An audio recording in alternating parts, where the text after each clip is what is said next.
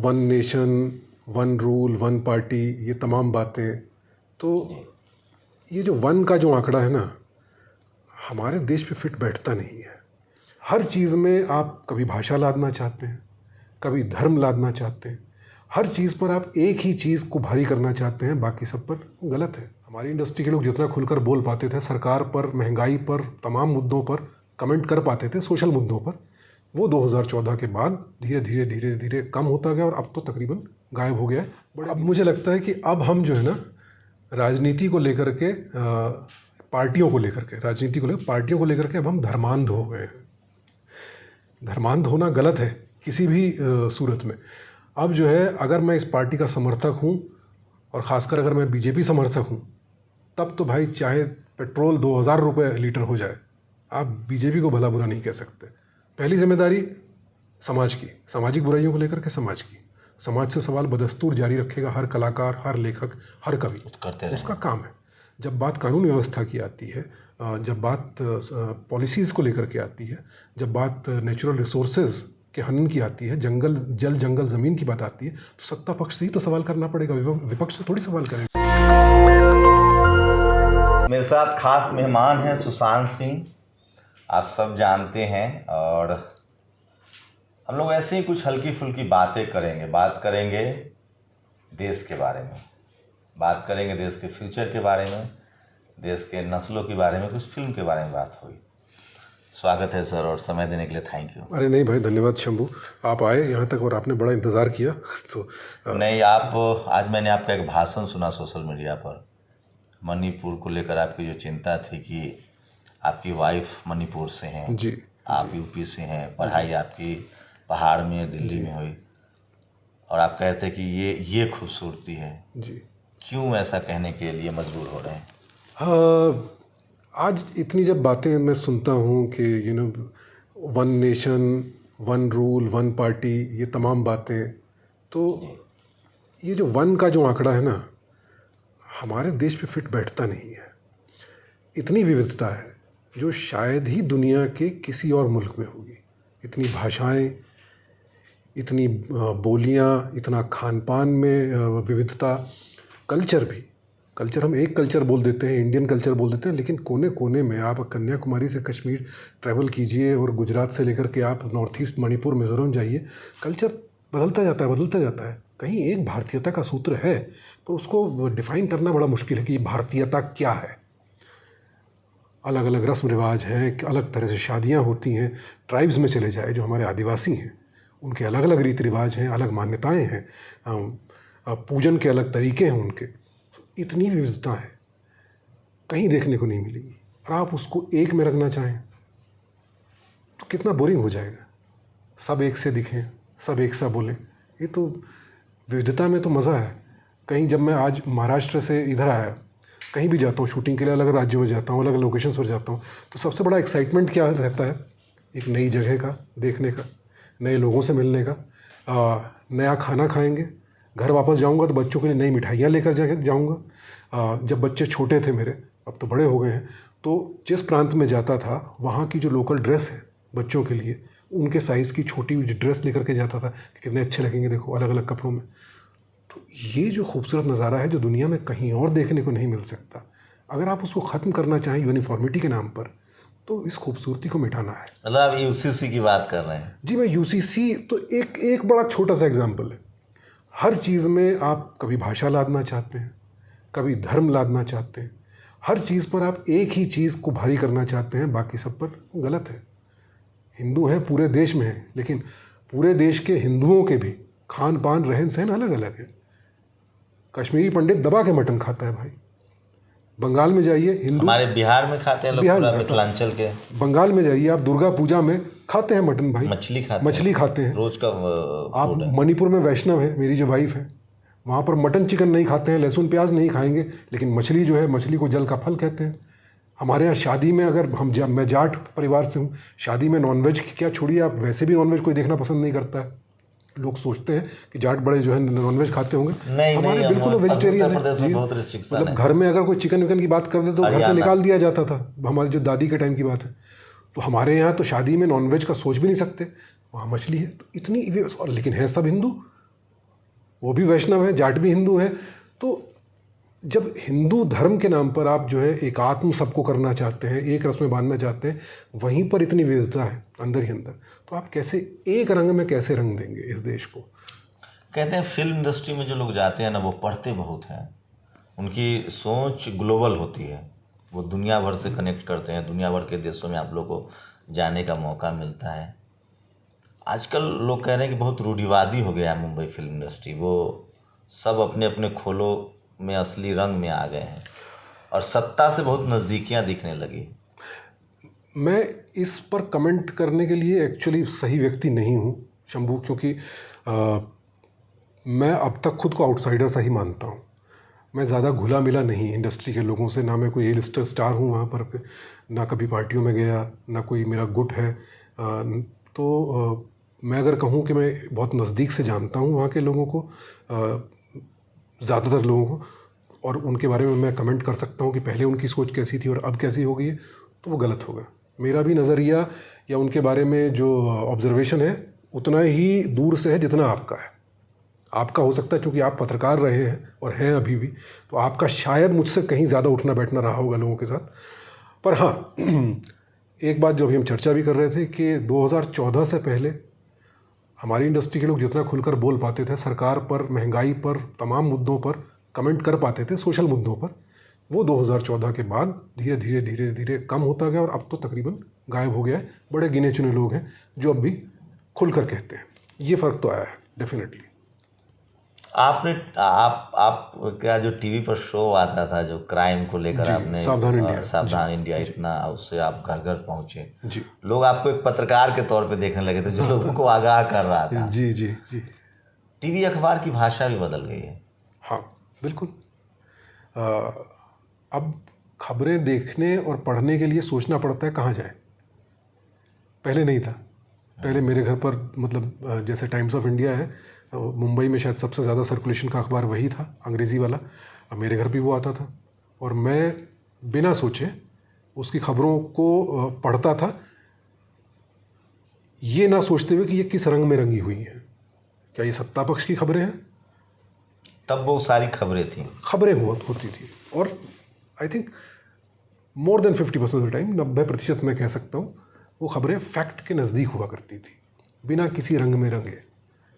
अब तो सोचना पड़ता है भाई कौन सा अखबार पढ़ें, उसका संपादकीय आप पढ़ते हैं तो दिख जाता है, अच्छा ओह ये तो घटना तो ये हुई थी, लेकिन यहाँ पर ये सफाई तो सरकार की पेश कर रहे हैं। सत्ता का काम अपनी सफाई खुद पेश करना है, ये खबर वालों का काम नहीं है। उनका काम है तथ्य को जानना और हर बारीकी से हर फैक्ट को पेश करना। वो तो अब दिखता नहीं है भाई। फिल्मों का क्लेवर ही बदल गया है। ये मार्केट का के इसको सही मान लेंगे या जानबूझ के बनाया जा रहा है? कुछ हद तक तो जानबूझकर लग रहा है, क्योंकि फिल्में बड़ा सशक्त माध्यम है भाई। और अगर आप इतिहास पढ़ लें तो किसी भी देश की सत्ता ने हमेशा ये कोशिश की है कि उसके देश की जो फिल्में हैं वो उसके कंट्रोल में रहे। आप अमेरिका को देख लीजिए, नाजी जर्मनी से तो हम सब ने कंट्रोल किया है या लोगों ने सरेंडर कर दिया है? सर ये मुझे भी नहीं पता, क्योंकि मैं उन फिल्मों का पार्ट हूँ नहीं। इस बारे में एक्चुअली मैं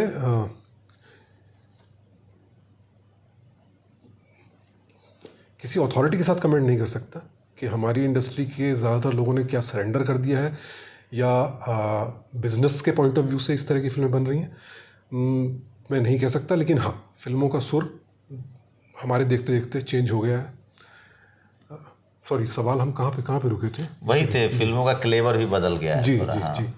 सो जिस तरह की फिल्में बन रही हैं वो ज़्यादातर वही है जो हमारी इस समय सत्ता पक्ष की पार्टी है, उसका जो सुर है हिंदुत्ववाद, और उसी हिंदुत्ववाद को प्रखर करने की भाषा में ज़्यादातर फिल्मों में हम देखते हैं कि जो विलन का पोर्ट्रेयल है। पहले भी ऐसा था कि जब भी हम आतंकवाद की बात करते थे तो जनरली होता था कि भैया ठीक है ये मुसलमान है, आतंकवादी है, या गैंगस्टर है, अंडरवर्ल्ड वाला है, तो ये दाऊद के ग्रुप का है, तो वो ज़्यादातर मुसलमान है। बट अब वो वास्तविकता से हट करके कहीं ना कहीं थोड़ा उसको और ज़्यादा जनरलाइज कर दिया गया। पहले वो कैरेक्टर होता था, गैंगस्टर होता था, अब तो गैंगस्टर की कम्युनिटी जी को टारगेट किया जा रहा है। और ज़्यादा कट्टर और ज़्यादा हिंसक इस तरह से पोर्ट्रे किया जाता है कि इसके अलावा कोई शेड ही नहीं है। उस पूरी मुस्लिम कौम में जो है नेगेटिविटी और विलेनी के अलावा और कोई शेड ही नहीं है। इस तरह से प्रस्तुत किया जाने लगा है जो है इट्स इन बैड टेस्ट। और क्या कह सकते हैं। आप कैसे पहुंचे मुंबई, पश्चिमी उत्तर प्रदेश का लड़का? यार स्टेज का शौक बचपन से था, बट वही है कि ये तो कॉन्फिडेंस था नहीं कि बिना किसी बैकग्राउंड के फिल्मों में हमको काम मिल जाएगा या कभी काम करना भी चाहेंगे। वही सपना था जो बाकी बच्चों के होते हैं कि पिताजी पीडब्ल्यूडी में इंजीनियर थे, तो पहले लगता था फौजी बनेंगे, फिर एक समय पे ये लगा आईएएस बनेंगे। जैसे बच्चों के सपने होते हैं, चेंज होते हैं। तो बट होते होते कुछ ऐसे शिक्षक मिलते गए, कुछ ऐसे दोस्त बनते गए कि थिएटर की तरफ रुझान बढ़ता गया। और दिल्ली पहुँचे कॉलेज में, क्रोडीमल कॉलेज, तो वहाँ की भी ड्रामा फैकल्टी काफ़ी स्ट्रॉन्ग थी, प्लेयर्स। तो बस ज़िंदगी फिर उस राह मुड़ती चली गई। और एक फिर गुरु मिल गए इब्राहिम अलकाजी, तो उनसे मिले, तो फिर जो उनसे शिक्षा मिली तो कॉन्फिडेंस आया कि भाई हम एक्टर बनने काबिल हूँ मैं, तो फिर बॉम्बे चले आए। आप जिस तरह से सोशल इश्यूज़ पर बात करते हैं, आपकी एक्सेप्टेंस है, आपको हाईली इंटेलेक्चुअल कलाकारों में माना जा रहा है, रिस्पॉन्सिबिलिटी बढ़ती जा रही है आप पर। हाँ, मैं डर भी लगता है ये सोच कर कि मैं अभी भी सीख रहा हूँ। देखिए सीधी बात है। और पिछले शायद 10 सालों में मैं ज़्यादा अवेयर हुआ हूँ। उससे पहले बिल्कुल अनभिज्ञ था, ऐसा भी नहीं, लेकिन उससे पहले क्या मैं बिल्कुल इस्लामोफोबिया का शिकार नहीं था? मैं ये नहीं कह सकता हूँ। क्या उससे पहले मैंने कभी किसी जाति सूचक गलत शब्द का इस्तेमाल नहीं किया होगा ज़िंदगी में? बिल्कुल किया होगा। बट हाँ, अगेन मेरे शिक्षकों की वजह से, मेरे गुरु की वजह से, थिएटर की वजह से, जो किताबें पढ़ी, लोगों से मिला, बातचीत हुई, तो धीरे धीरे धीरे मैं सीखता गया, पढ़ता गया। और जो खुद में कमियां थी, अपने समाज की कमियां थी, जो आपको लगता है कि ये तो नॉर्मल है, सेंसिटिव हो गया, सेंसिटिव होता गया। और अब भी सीख रहा हूँ और बहुत कुछ सीखने को है। हर रोज़ जब पढ़ता हूँ तो कई सारी नई बातें मालूम चलती हैं। वर्ण प्रथा क्या है, वर्ण व्यवस्था क्या है, जातिवाद क्या है, कितने गहरे तक है, उसकी कितनी लेयर्स हैं, और वर्ण व्यवस्था से बाहर जो लोग हैं। ये मनुवाद शब्द आपने कब सुना? ये मनुस्मृति किताब लिखी गई थी जो डॉक्टर अम्बेडकर ने जलाई थी, जी जी, वहीं से मनुवाद आता है जी। तो ये शब्द आपने कब से? मनुवाद शब्द तो बहुत पहले सुना था, देखिए, लेकिन उसकी कॉलेज में? हाँ, कहीं ना कहीं कॉलेज में कह सकते हैं आप। मनुस्मृति के बारे में भी थोड़ी बहुत ये पता था कि हाँ मनुस्मृति थी।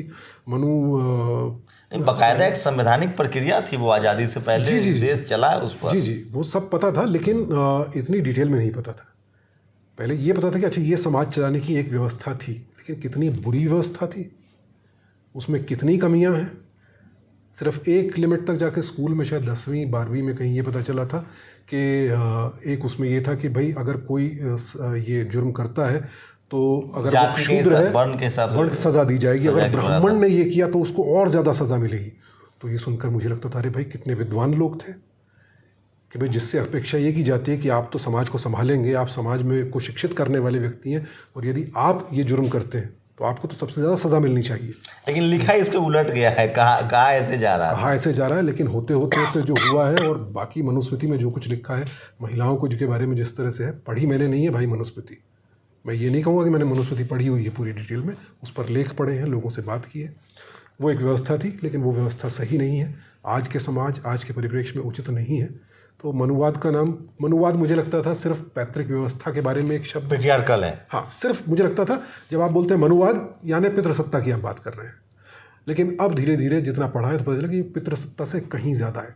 समाज के ढांचे को बुरी तरह से चलाने की एक बड़ी बुरी व्यवस्था है भाई वो, और वो नहीं होनी चाहिए किसी भी सभ्य समाज में। आप पर एक बहुत गंभीर आरोप लगा रहा हूँ और लग भी रहे हैं, आप पॉलिटिक्स में अब पॉलिटिक्स की तरफ जाना चाह रहे हैं। नहीं, बुराई क्या है? नहीं, बुराई कोई नहीं है। मुझे नहीं लगता कि मैं पॉलिटिक्स के लिए फिट हूँ, क्योंकि जितना मैंने देखा है अभी तक राजनीति को, अगर आपको राजनीतिक समीकरण बिठाने, और जिस तरह से हमारे यहाँ वोटिंग होती है भाई, अभी तक जातीय समीकरण पर वोटिंग होती है। आप कितना उसके खिलाफ लड़ लें, कितना जाति व्यवस्था को ख़त्म करने की बात कर लें, लेकिन जब बात आती है वोट करने की तो जाति लेवल पे होता है या धार्मिक ध्रुवीकरण के आधार पर वोट होता है? हर लेवल पर होता है। शांत जाति के आधार पर दलित को तो वोट पहले गिराने ही नहीं दिया जाता था। वो बेचारा वोट जब कांसीराम जब आते हैं तो उसके तो वोट ही नहीं गिरा पाते थे। किसान जातियों का रिप्रेजेंटेशन बहुत कम है, मीडिया, जुडिशरी, ब्यूरोक्रेसी। आप भी जिस कमेटी से आते हैं, सुप्रीम कोर्ट में उनके जज नहीं हैं। हाँ देखिए, तो लेकिन ये टीवी अखबार ने जो टीवी अखबार में लोग बैठे हैं, जनरल कैट सवर्ण समाज के लोग हैं, उन्होंने एक फैलाया, ये पीछे 3-4 परसेप्शन उन्होंने फैलाए। अपराधीकरण हुआ राजनीति का, ये भी वो परसेप्शन था जब कुछ दलित, पिछड़े, जाट, गुर्जर, किसान कम्युनिटी के लोग राजनीति में आए तो ये परसेप्शन फैलाया कि अपराधीकरण हुआ। उसके बाद परसेप्शन फैलाया गया कि जाति के आधार पर वोट होता है। इस देश में तो 90% जातियाँ वोट ही नहीं डाल पाती थी, उनको पता ही नहीं था चुनाव क्या है, रिप्रेजेंटेशन क्या है। अब जाकर जब उन्होंने वोट डालना शुरू किया तो कहा गया कि जाति के आधार पर है। ये तो 21वीं सदी में अभी भी बीजेपी धार्मिक ध्रुवीकरण के हिसाब पे चुनाव जीत के आती है, तो जाति के आधार पे वोट कब पड़ा? देखिए, ये तो एक मीडिया का परसेप्शन था। पता नहीं, देखिए मैं इस पर और स्टडी करूंगा, लेकिन मैं यहाँ फिलहाल मैं आपसे इस पर आप बताइए नहीं रखता हूँ। क्योंकि जब मैं स्कूल में था, बिरला विद्या मंदिर नैनीताल में था, तो बिहार से काफ़ी वहाँ पर जो है गवर्नमेंट स्कॉलर्स आया करते थे। तो पहली बार जो है ये जाति का वोट का डिवीज़न जो है मैंने वहाँ सुना। और उसके बाद जब मैं कॉलेज में था, क्रोडिमल कॉलेज में, सुनाने वाले लोग कौन बच्चे थे, किस कम्युनिटी के? नहीं, बिहार के ही थे भाई। कम्युनिटी मुझे जितना पता है वहाँ पर बोलते कि देखिए भूमिहार का वोट इसको जाएगा, यादव लोग का वोट इसको जाएगा, ये हमारा कैंडिडेट है। ये सर मैं बात कर रहा हूँ 90 के दशक की। जी 1989 में मैं कॉलेज में आया था। उससे अच्छा, आप एक बताइए, हम पहले जातियों में बटे लोग थे, आज भी हैं, अभी भी है। धर्म में भी बटे थे हम, जब धर्म के नाम अभी जो मेरा बस सवाल पूरा होगा। जातियों में बटे थे, धर्मों में भी बटे थे, अब हम पार्टियों में बट गए। पहले कम से कम पार्टी में नहीं बटे थे। अगर महंगाई थी तो सबके लिए थी। जी अब जो मैं अगर किसी पार्टी का समर्थक हूँ और उसकी सरकार है और महंगाई है तो मैं नहीं बोलूँगा। अब मुझे लगता है कि अब हम जो है ना राजनीति को लेकर के, पार्टियों को लेकर के अब हम धर्मांध हो गए हैं। धर्मांध होना गलत है किसी भी सूरत में। अब जो है अगर मैं इस पार्टी का समर्थक हूँ और ख़ासकर अगर मैं बीजेपी समर्थक हूँ, तब तो भाई चाहे पेट्रोल 2000 रुपये लीटर हो जाए, आप बीजेपी को भला बुरा नहीं कह सकते। अब्दुल टाइट होना चाहिए, है ना। तो हम उस लेवल पर चले गए हैं। तो जातीय समीकरण तो शायद बहुत पीछे रह गए हैं। तो आप सुशांत सिंह जो हैं वो सत्ता से सवाल करते हैं, सरकार आती जाती रहेगी, आप पब्लिक इश्यूज पर बात करते रहेंगे। जी बिल्कुल, एक सोशल रिस्पॉन्सिबिलिटी समझते हैं। बिल्कुल, किसी भी कलाकार का दायित्व है ये कि आपको हमेशा, क्योंकि देखिए जिम्मेदार कौन है, सत्ता पक्ष ही जिम्मेदार होगा हमेशा। पहली जिम्मेदारी समाज की, सामाजिक बुराइयों को लेकर के समाज की, समाज से सवाल बदस्तूर जारी रखेगा हर कलाकार, हर लेखक, हर कवि, करते रहे। उसका काम है। समाज को आईना दिखाना उसका काम है। चाहे बाल विवाह की बात हो या किसी और बुराई की बात हो, सामाजिक बुराई की, तो समाज से सवाल करेगा। जब बात कानून व्यवस्था की आती है, जब बात पॉलिसीज़ को लेकर के आती है, जब बात नेचुरल रिसोर्सेज के हनन की आती है, जंगल ज़मीन की बात आती है, तो सत्ता पक्ष से ही तो सवाल करना पड़ेगा, विपक्ष से थोड़ी सवाल करेगा। अच्छा, अब मैं आता हूँ जातिवाद पर। एक हम लोग भी जब दिल्ली आए, मीडिया में काम करने लगे, तो लोगों ने कहा कि, और वो ये सब सवर्ण समाज के लोग कहने वाले थे कि बिहार यूपी में जातिवाद की राजनीति होती है। देश के तमाम हिस्सों में लोग ऐसा कहते हैं। बिहार यूपी में दरअसल जातिवाद के खिलाफ लड़ाई हुई। रामवरण यादव या चौधरी चरण सिंह जो जाट समाज से थे, यादव समाज से, सबसे पहले मुख्यमंत्री बनते हैं। एक ओबीसी अति पिछड़े समाज से, जो जिनको वन व्यवस्था में शूद्र छूत समझा गया, कर्पूरी ठाकुर बिहार में मुख्यमंत्री बन चुके थे। नहीं तो इससे पहले हर 70-80 के दशक तक, 90 के दशक तक ब्राह्मण समाज के या क्षत्रिय समाज के लोग ही सीएम बनते थे, प्रधानमंत्री भी लगभग वही होता था। तो ये जातिवाद के खिलाफ लड़ाई चली है बिहार से, यूपी से, इसको ये लोग पोर्ट्रेट करते हैं कि जातिवाद के खिलाफ, जाति के नाम पर वहाँ वोट होता है। यहाँ पर मेरा मैं आपसे इसलिए डिस्कस कर रहा हूँ क्योंकि आप सोशली आज के डेट में सुशांत सिंह एक आइकॉन है लोगों को, और आप कह सकते हैं कि आज के दौर में जो सरकार से सवाल पूछ रहे हैं उसको लगता है कि सुशांत सिंह जब पूछ सकते हैं, तो इसलिए मैं डिस्कस कर रहा हूँ आपसे कि जाति को लेकर जो आप टीवी अखबार आपको दिखा रहा है जी कि बिहार यूपी में जाति के नाम पर राजनीति होती है, दरअसल वहाँ जाति के नाम पर डाइवर्सिटी पर लड़ाई बहुत पहले शुरू हुई और तमाम आपके यूपी में तो दलित समाज की महिला मुख्यमंत्री बनी 4 बार। जी। तो इसको जाति के नाम पर नहीं था, ये डाइवर्सिटी आई।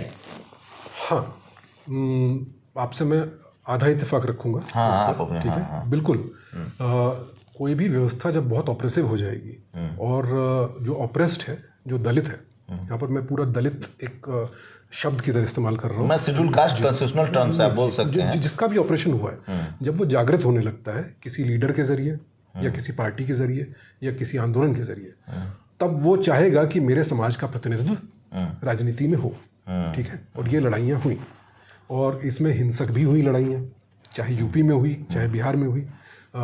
अगर आप लेकिन प्रतिनिधित्व के बाद अगर आप सिर्फ वोट बैंक बनकर रह जाएं, गड़बड़ वहाँ हो जाती है।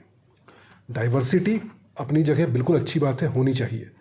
अब सवाल ये है कि क्या हमें एक टोकनिज्म का हिंदी शब्द क्या है मैं नहीं पता रहा, अब सांकेतिक हो गया है कि हमने आपकी जात वाले को अब जो है फला पद पर आसीन करवा दिया है। खुश है ना आप लोग? भले ही आपका जो प्रतिनिधि है वो संसद में जाकर के मौन हो जाए, वो आपके जातीय उत्थान के लिए आपकी समस्याओं के बारे में कुछ ना बोले, आपको सिर्फ टोकन की तरह अब थमा दिया जाता है, उसको लेकिन इस्तेमाल हो रहा है। चौधरी चरण सिंह की भाषा में बात कर रहा हूँ, किसान कम्युनिटी से थे, उन्होंने कहा कि जब टीवी अखबार मुझे अच्छा कहे तो खराब मानना। अच्छा सुशांत सिंह, एक बात है कि इस देश में 70, 80, 90 के दशक तक, और इनफैक्ट आज भी सबसे ज़्यादा सवर्ण मुख्यमंत्री हैं। ऐसी क्या वजह हुई कि तमाम जो सोशल डाइवर्सिटी की पॉलिसीज़ थी, जो ऑपरेट सोसाइटी के हक अधिकार की बात थी, वो उसी समाज के आने वाले नेताओं ने की। सवर्ण समाज के नेताओं ने, अर्जुन सिंह और वीपी सिंह को छोड़ दीजिए, और चौधरी चरण सिंह तो अगर किसान जाति से हम उनको मानते हैं, वन व्यवस्था में उनकी आप लोग, तो हम तो उस पर बात भी नहीं करना चाहते। ये कैसे आप कहेंगे कि जो ये टोकनिज्म है, उनके पॉलिटिकल लीडर जो शेड्यूल कास्ट है, शेड्यूल ट्राइब है, जिनको रिजर्वेशन है, या जो किसान कम्युनिटी के लोग हैं, लालू यादव हों, चौधरी चरण सिंह हों, या फिर आपके कांग्रेस के जो भी राष्ट्रीय अध्यक्ष है करके, आप भारतीय राजनीति को, आप चूँकि अब राजनीति में आप जा भी रहे हैं, बोल भी रहे हैं, अब भारतीय राजनीति और भारत के देश को आज़ादी के बाद देखेंगे तो तमाम जो पॉलिसीज़ हैं, जो सोशल रिफॉर्म की पॉलिसीज़ हैं, वो गैर सवर्ण नेताओं ने ही बनाया। बिल्कुल बिल्कुल। मैं इसीलिए आपसे कहा, आपने जब बात की थी कि हमारे यहाँ तो जातिवाद के विरुद्ध राजनीति लड़ाई है। हाँ। बिल्कुल।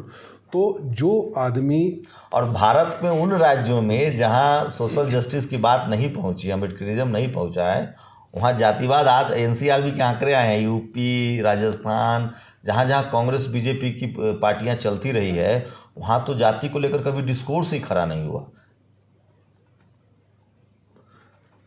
जी, तो जिन नेताओं ने ये बातें की हैं, चाहे चौधरी चरण सिंह हो या कर्पूरी ठाकुर हो, मैं ये नहीं कह रहा कि वो टोकनिज्म थे।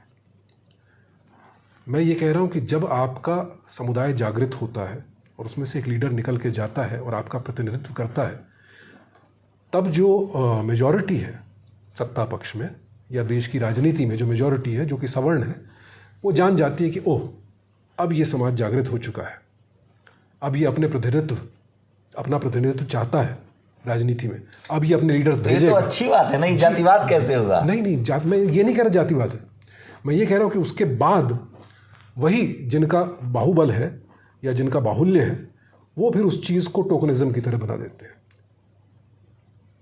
फिर वो जानते हैं कि ओह, इस समाज से ऐसे व्यक्ति को अपनी पार्टी में लेकर के आओ जो प्रतिनिधि तो इनका लगे, बात करे हमारी।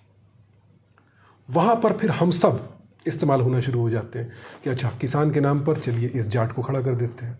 चेक एंड बैलेंस होना चाहिए वहाँ भी, नजर रखिए आप वहाँ पर जागृत होना बहुत ज़रूरी है, लेकिन जागृत होने के साथ साथ उस जागृति को ख़त्म ना होने देना। आप सिर्फ इस बात पर खुश हो जाना कि मेरे नाम जाति का आदमी चुनाव पे खड़ा है। भाई, किस पार्टी से खड़ा है, किस आइडियोलॉजी के साथ खड़ा है, वो मत भूल जाइए। तो जिस देश में शादी ब्याह, उठना बैठना, दोस्त दुश्मन बनाना सब जाति के आधार पे हो रहा है, वहाँ वोटिंग पैटर्न कैसे चेंज हो जाएगा? मैं नहीं कह रहा कि चेंज हो जाएगा, मैं ये कह रहा हूँ, उम्मीद कर रहा हूँ कि होना चाहिए। एक समय वो आए जब हमें डाइवर्सिटी को सिर्फ नामचारे के लिए उसके बारे में न सोचना पड़े। जब हर समुदाय इतना जागृत हो कि अगर उसे लग रहा है कि भाई मेरी जाति के नाम पर या मेरे समुदाय के नाम पर एक निकम्मा व्यक्ति खड़ा है वोट मांगने के लिए, तुम साइड हो जाओ भाई। मुंबई में नेपोटिज्म है या कास्टिज्म है? इंडस्ट्री की बात करेंगे। हाँ, बहुत। देखिए, हर चीज़ है, बाकी हर इंडस्ट्री की तरह है ना, बाकी हर इंडस्ट्री की तरह, लेकिन बहुत डेमोक्रेटिक भी है। आपको नेपोटिज्म के नाम पर ब्रेक ज़रूर मिल जाएगा, आपको फिल्म आसानी से मिल जाएगी, हीरो का रोल या हीरोइन का रोल बहुत जल्दी मिल जाएगा, लेकिन आपको स्वीकार करने वाला कौन है? देश का दर्शक। आपको एक फिल्म 2 फिल्म में देखेगा और अगर अस्वीकार कर दिया फिर कोई फ़र्क नहीं पड़ता आप कितने बड़े स्टार के बच्चे थे, आपकी जाति क्या थी, आपका धर्म क्या था, नहीं। फिल्मों में अभी मुझे नाम नहीं याद आ रहा, मैं प्रेम चोपड़ा है उसमें, वो शेड्यूल कास्ट के कैरेक्टर में है, जूता गांठते हैं। अमिताभ बच्चन हीरो के कैरेक्टर में है। फिल्मों में मुंबई में जातिवाद पर बहुत फिल्में बनती रही हैं, पहले बनती थी। जब एक तरफ कह लीजिए कि सोशलिज्म जब तक जो है हमारा एक नारा था, आज़ादी के जस्ट बाद नेहरू जी का जो टाइम था, जब सोशलिज्म की हम बात करते थे, तो उस वक्त तक हमारा जो फिल्म मेकर था काफ़ी जागृत था, काफ़ी लेफ्ट लीनिंग भी था, तो वो सामाजिक व्यवस्था इन सब के बारे में बात करता था। जाति। अच्छा, आपको क्या लगता है जातिवाद बढ़ा है या घटा है? भाई मैं सच बोलूं, हाँ, मैं तो उसके बारे में अवेयर होना अभी शुरू हुआ हूँ कि कितनी उसकी सतहें हैं और कितनी तहें हैं। तो जो आदमी पहले 10 साल पहले तक इस बात से सतही तौर पर इस बात की सतही तौर पर जानकारी रखता था, उससे ये पूछना कि बढ़ा है या घटा है, वो बड़ा गलत होगा। ये आप पूछ सकते हैं उस व्यक्ति से जो इस व्यवस्था में सबसे ज़्यादा शोषित है, सबसे ज़्यादा दलित है। मैं प्रिविलेज बैकग्राउंड से आता हूँ, जाट शोषित समाज नहीं है। नहीं, जाट तो इसलिए मैं अगर कहूँ कि बढ़ा या घटा है, मेरा नज़रिया बिल्कुल मायने नहीं रखता है। जिसने शोषण सहा है, पुश्तों से सहा है, वही आपको बता सकता है कि आज उस शोषण में कितनी कमी आई है या वो ज़्यादा हुआ है। आप पढ़ते बहुत हैं सर, छोटू राम को पढ़िए, वो भी जाट कम्युनिटी से थे। जी, बहुत 1932 में उन्होंने पंजाब प्रांत का चुनाव जीता अकेले अपने दम पर 165 से 132। किसान कौम आज तक जो है उनकी बातें ही उद्धृत करती है। जातिवाद पर उन्होंने बहुत लिखा है। जी। जातिवाद अब बहुत ना महीन हुआ है। पहले गांव में जातिवाद था। जब आप वर्ण व्यवस्था पढ़ेंगे, मैं बस एक बार चूँकि मैं चाहता हूँ कि ये सब बातें आपके थ्रू देश में जाएगी। जी बिल्कुल। एक तो जो आपके बड़े कलाकार थे जिनका निधन हो गया, इरफान साहब जी, उन्होंने एक कविता कही थी कि हल ठाकुर का खेत था। वो दरअसल ओम प्रकाश वाल्मीकि की कविता है जिन्होंने जूठन लिखी है। एक लाइन है कि जब तक हम जूठन खाते थे तब तक सब ठीक था, हमने जूठन लिख दिया तो हंगामा हो गया। तो खबर मैं बता ही रहा था आपको कि जातिवाद अब बहुत महीन हुआ है। दरअसल जाति व्यवस्था जो है, आप किसान हैं तो हल जोतिए, भैंस चराइए, आप जज नहीं बन सकते हैं, कलेक्टर, एसपी, डीएम, कलाकार भी नहीं बन सकते हैं, स्पोर्ट्स में नहीं जा सकते हैं, जो पावर सेंटर्स हैं, elite class, supreme court, high court में जज नहीं बन सकते हैं। इसमें न तो किसान कम्युनिटी के लोग थे, न इसमें जिसको शेड्यूल कास्ट का दर्जा दिया है इसमें हज़ारों जातियाँ हैं, जिसमें ओबीसी का दर्जा है इसमें हज़ारों जातियाँ हैं, ये सब लोग नहीं थे। आप मजदूरी करते, सुशांत या मैं या कोई जो वर्ण व्यवस्था के हिसाब से शूद्र अछूत पैदा हुआ, वो मजदूरी करे, ठेला चलाए, रिक्शा चलाए तो अच्छा है, क्योंकि उस वर्ण को वही काम दिया गया है। दिक्कत तब शुरू होती है जब वो किसान कम्युनिटी में पैदा होकर मुंबई में फिल्में बनाने जा रहा है, जब महत्वाकांक्षी हो जाता है, जब आप बड़े पदों पर जाएंगे ना, तब जातिवाद झेलना। तो आज जातिवाद बढ़ा है और शहरीकरण हुआ है जातिवाद का। पावर सेंटर्स में जातिवाद आ गया। पहले तो जाति के लोग ही पावर सेंटर्स में थे, दूसरे को एग्जिस्टेंस ही नहीं था। संविधान लागू हुआ तो वो आना शुरू हो गए। तो अगर आप कलेक्टर बनता है कोई शेड्यूल कास्ट या पिछड़ा या किसान, तो उसके साथ जातिवाद शुरू हो जाता है। जी, इस सब पे मैं पढ़ता रहा हूँ, आप सही कह रहे हैं। तो जातिवाद बढ़ी है, प्रमोशन बड़ा मुश्किल हो जाता है। और अब अगर अमेरिका तक में जाकर के इस बात पर बिल पास होता है, जो यहाँ के लोग जा रहे हैं वहाँ वो जाति, तो ये चिंता का विषय है कि हम इस बात को कहाँ तक ले गए हैं। नहीं, मैं आपको इसलिए अवेयर कर रहा हूँ कि आप लोग फिल्म इंडस्ट्री में हैं, चूँकि आप लोग कुछ बोलेंगे तो बात दूर तक जाएगी। जी बिल्कुल, मैं इस बारे में और कांग्रेसी हैं इस वक्त। हाँ, इस वक्त बिल्कुल, क्योंकि जिस आइडियोलॉजी पर देश को ले जाया जा रहा है, जहाँ ले जा रही है बीजेपी, वो गलत दिशा है बिल्कुल। हम देख रहे हैं अपने सामने धार्मिक उन्माद इतना ज़्यादा बढ़ चुका है। कांग्रेसी या किसान आंदोलन के समय से आपको लगा कि हमें बोलना चाहिए किसानों के मुद्दे पर? क्योंकि उसके बाद आप बहुत मुखर हुए। मैं मुखर हुआ ज़्यादा मीटू मूवमेंट के टाइम से। जी, मीटू जब हुआ था मूवमेंट, उस समय मैं एक्टर्स एसोसिएशन का जनरल सेक्रेटरी था और मुंबई में वहाँ से शुरू हुआ था ये मीटू मूवमेंट। तो तब मैंने बोला और जिस तरह से उसका मुझे असर दिखा तो एहसास हुआ कि भाई अगर एक सार्थक बात करने से, एक सार्थक कदम उठाने से उसका एक असर होता है, मेरी बात को लोग सुनते हैं, तो मेरी जिम्मेदारी और बढ़ जाती है कि मुझे मुद्दों पर बोलना चाहिए, कदम उठाना चाहिए। उससे पहले भी इतना सक्रिय नहीं था, लेकिन चुप भी नहीं था। जब कांग्रेस का टाइम था, जब 2G स्कैम और ये सब बातें हुई थी, तो जो हमें बताया गया था ज़ीरो लॉस वाली थियरी कितनी बेकार है और कितना लॉस हुआ है, कोयले में कितना घोटाला हुआ है, तब भी अगर पुराने ट्वीट्स खंगालेंगे तो कहीं ना कहीं शायद दिख जाएंगे। अच्छा, अन्ना आंदोलन के आप भी समर्थक थे? जी, उस समय बिल्कुल मैं था। तब तो लालू यादव की बात उस समय भी आपको बुरी लग रही होगी जब वो कह रहे थे कि ये लोग झूठ बोल रहे हैं, और उस समय एक दलित टेलीकम्युनिकेशन मिनिस्टर बिल्कुल उस समय मैं भी कनी मोड़ी को जेल में डाल दिया गया, बहुत सारे नेताओं की बलि ले ली गई और वो नीलबटा सन्नाटा निकला। जिस तरह से परसेप्शन विनोद राय ने माफी मांगी, जिस तरह से परसेप्शन बनाया गया था कि कितना करप्शन है, और तो मैंने भी उस पर यकीन किया था, बिल्कुल यकीन किया। क्योंकि टीवी बोल रहा था, और टीवी इतना बड़ा झूठ बोलेगा ये तो पता नहीं था। टीवी बोल रहा था या कैंपेन चला रहा था, ये नहीं पता था ना तब। ये तो उसके बाद एहसास हुआ धीरे धीरे कि किस तरह से पूरे मीडिया को भ्रष्ट करके इतना बड़ा एक नेगेटिव या झूठा परसेप्शन चलाया जा सकता है।